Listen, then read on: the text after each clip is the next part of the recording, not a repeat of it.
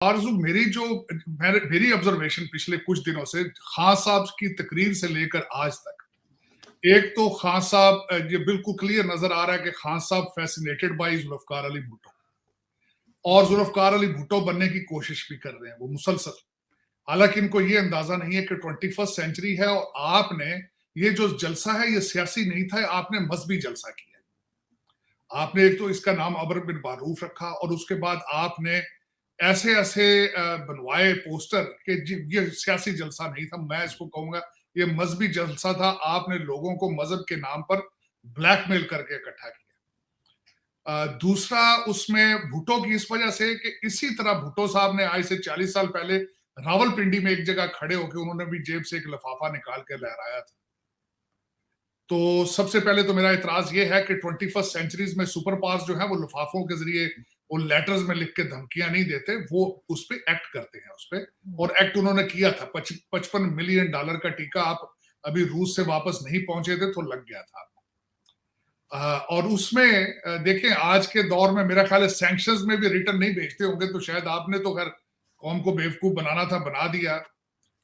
2-3 एजेंसियों की तरफ से रिपोर्ट यही है कि 60-70 हजार लोग थे और 20-25 हजार रस्तों में बैठे रहे हैं।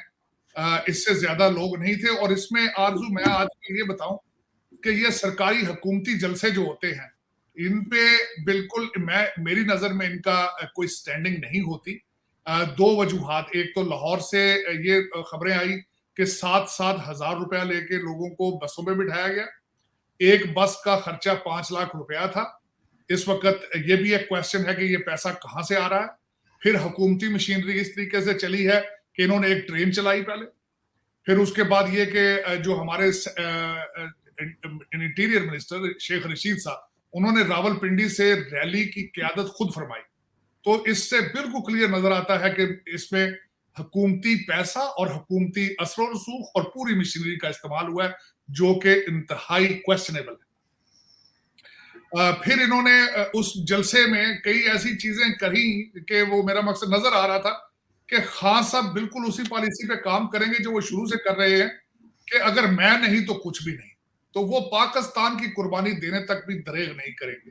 अब मैं ये एक जो दूसरा, एक तो मैंने आपको बताना ये पहले पोर्शन में चाहता था कि इमरान खान साहब भुट्टो से फैसिनेट है और वो समझते हैं कि जिस तरीके से उनको विक्टिमाइज किया गया शायद ये भी एक फिक्शन, हालांकि इसकी जरूरत नहीं है, लोग अब इतने बेवकूफ नहीं है। मैं अगले पोर्शन में ये बताना चाहूंगा, मेरे 10 पॉइंट लिखे हैं कि क्यों सुपर पावर्स जो हैं या अमेरिका आपको क्यों हटाना चाहेगा, क्यों हटाना चाहेगा। मैं 10 पॉइंट आपके सामने आपके देखने वालों को रखूंगा, वो खुद उस पर डिसाइड करें। देखिए, आपने अभी तक नंबर 1 आपने एक भी ऐसा काम नहीं किया जो अमेरिका को या किसी भी सुपर पावर को वो तंग करे या उनसे डिसएग्रीमेंट हो।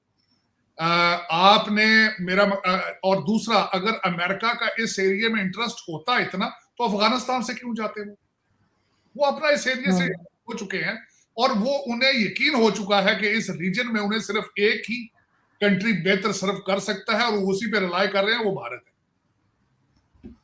इसी वजह से वो अफगानिस्तान से चले गए, तो वो आपके पीछे क्यों जाएंगे वो।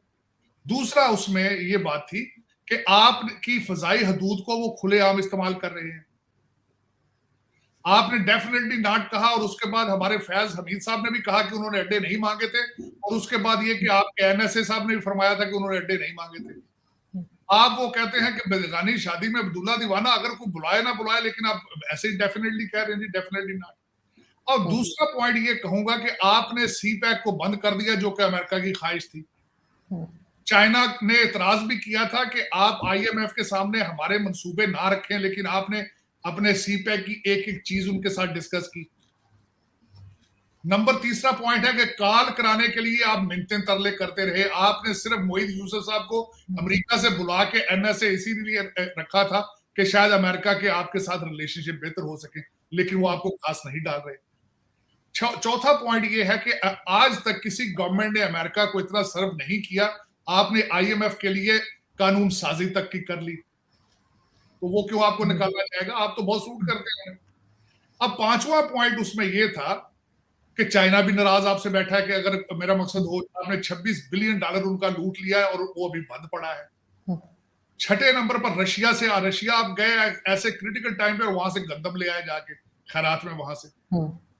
सातवां पॉइंट ये है कि आपकी ओआईसी, आप बार बार उसके नारे लगाते हैं कि यहाँ पे एक क्रिकेट टीम नहीं आती थी, ओआईसी आ गई, तो ओआईसी का बयानिया को उन्होंने अफगानिस्तान के हवाले से या आपका कोई इंटरेस्ट या कश्मीर के हवाले से कोई उन्होंने बयानिया दिया हो? ना जीरो। एक भी डॉलर आपको खैरात में उन्होंने नहीं डाला अफगानिस्तान के लिए। आपने खुद फरमाया है कि वो एक नाकाम तरीन ऑर्गेनाइजेशन है। आपने यहाँ बुलाकर एक गरीब कौम, जहां पे इस वक्त 2 वक्त का खाना लग्जरी है, उनकी इस गुर्बत में आपने उनकी गुर्बत का मजाक उड़ाया। उसके बाद अगला पॉइंट, 9वां पॉइंट, मैं ये कहना चाहूंगा कि इस वक्त आपके फाइनेंशियल हालात इतने खराब हैं कि चाइना की किस्तें आप नहीं दे पा रहे लोन्स की, आप उनको कह रहे हैं कि रीएडजस्टमेंट की जाए। उसकी और 10वां पॉइंट ये है कि आपने, इमरान खान साहब ने खुद अपनी स्पीचेस में ये फरमाया है कि हमारे मुआशी हालात हमारी सिक्योरिटी थ्रेट बन चुके हैं।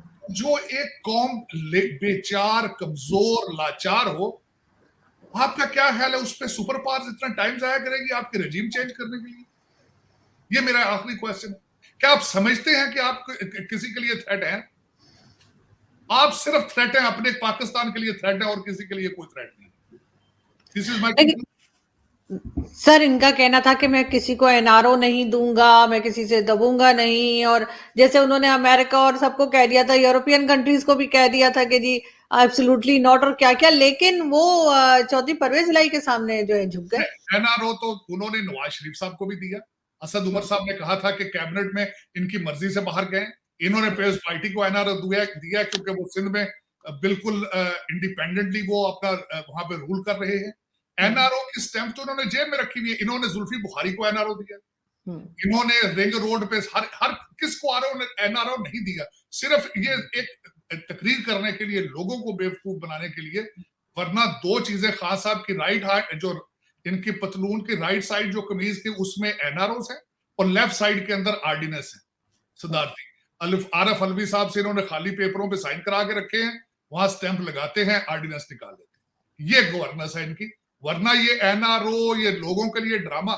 लेकिन आरजू, जो मेरा इस वक्त सबसे ज्यादा मेरे लिए तशवीशनाक चीज ये है कि ये जो मजहबी जलसा किया खान साहब ने, मजहब के नाम पर लोगों को इकट्ठा किया, ये मुझे ये बताएं, ये दुनिया में सिग्नल क्या जा रहा है इस दौर में जब सऊदी अरेबिया खुल रहा है, लोग ट्रेड की तरफ तवज्जो दे रहे हैं, आपकी डायरेक्शन है अफगानिस्तान, सोमालिया, ये आपका आइडियल। मेरा मकसद है कि आज तालिबान के हालात देखें आप, कि उन्होंने पहले बच्चियों को स्कूल जाने के लिए मना कर दिया, फिर उनके हवाई सफर के लिए उन्होंने कहा कि खातून जो है हवाई सफर कहीं भी नहीं जा सकती मर्द के बगैर। आज की नई खबर उनकी ये, वो कहते हैं जितने सरकारी मुलाजम है उनको दाढ़ी रखना लाजमी हो उनके लिए। तो आप में और उनमें क्या फर्क रह गया जब आपने मजहबी तौर पे लोग इकट्ठे कर लिए?